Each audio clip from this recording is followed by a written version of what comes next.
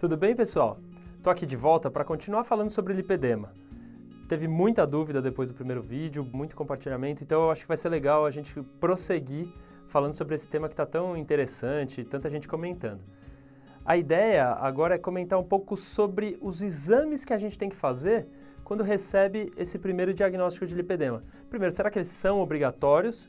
Segundo, quais seriam esses exames e para que servem, certo?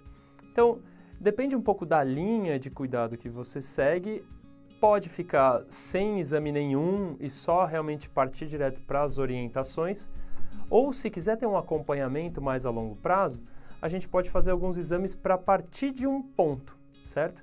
Então, os exames seriam, entre outros, fazer uma densitometria específica, que a gente chama de DXA, que é para ver qual é a porcentagem de gordura que tem em cada parte do corpo, e aí a gente vai ver uma simetria meio clara, assim, de tem muito mais uma porcentagem muito maior de gordura nas pernas do que tem no restante, do que tem no tronco. Então isso daí já fica claro, evidente do lipedema, e a gente vai poder usar isso num futuro segmento.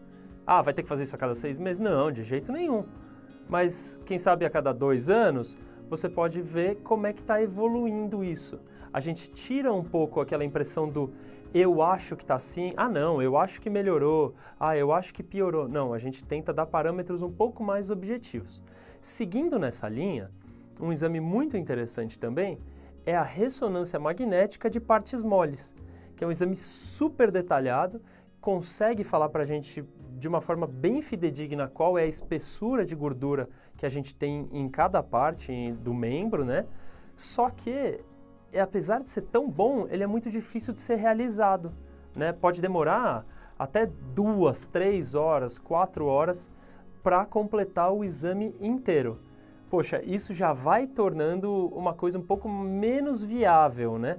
Então, e tem um outro problema que é a ressonância, que quando você está deitado ali no aparelho, comprime um pouco a gordura da parte posterior, porque você está deitado, e alarga um pouco a parte lateral.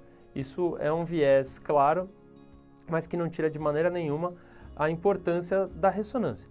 Então foi pensando nisso que a gente começou a usar o ultrassom. Então um ultrassom simples, né, de todas as partes moles do corpo, das coxas, do glúteo, das pernas, dos braços, e aí a gente pega e vê a espessura da gordura em cada lugar que é examinado.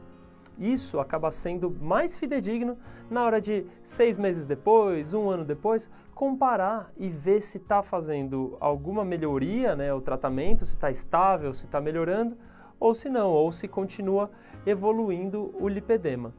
O interessante de usar o ultrassom é que ele não tem radiação, ele é mais fácil, mais acessível e que dá para repetir várias vezes.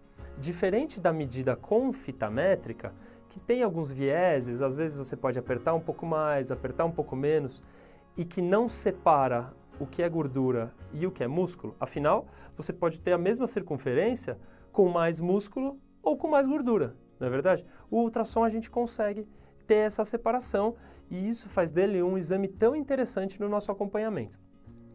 Outro exame que é bem legal é a linfocintilografia. Legal no tipo de informação que dá, porque separa o que é lipedema do que é linfedema, ou descobre quando o linfedema, que é o edema dos linfáticos, está associado no lipedema. O problema da linfocintilografia é que é um exame chato de ser feito. Uma agulhinha que vem entre os dedos do pé é injetado e a gente vai vendo quanto tempo demora para essa substância que é injetada subir até os linfonodos aqui da virilha e os linfonodos abdominais. Quando demora muito, tem alteração linfática e aí a gente sabe que tem algum grau de linfedema associado.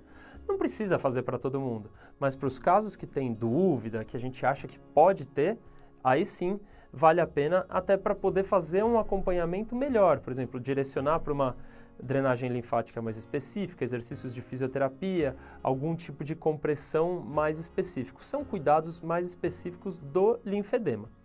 E por último, eu queria lembrar de um exame que é super legal, é um exame que estuda a força dos músculos, estuda a ativação dos músculos das pernas e que estuda também a pisada, a postura.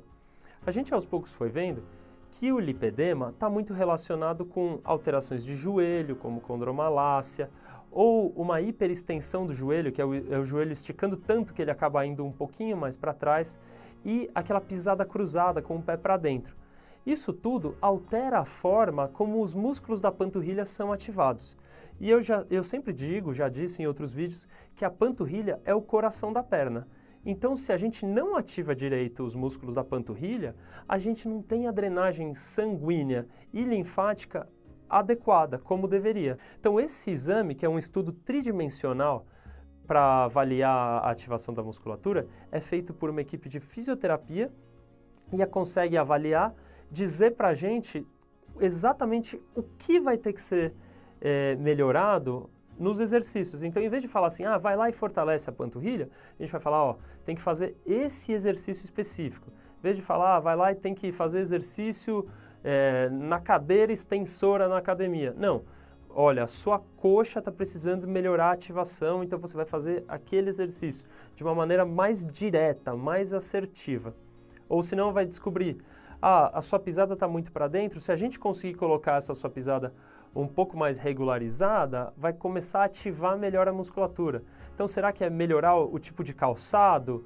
Às vezes usar uma palmilha? É esse tipo de resposta que a gente vai dar. E, claro, a reeducação postural que vai ser guiada por esse tipo de estudo. Da parte vascular, o quão importante é fazer o ultrassom venoso das pernas. Porque se você descobre que tem insuficiência venosa associada, muitas vezes é interessante tratar ou pelo menos acompanhar essa insuficiência venosa, porque se ela começa a ficar descompensada, acaba também prejudicando o lipedema. Lipedema e varizes são duas coisas que não são legais de conviver.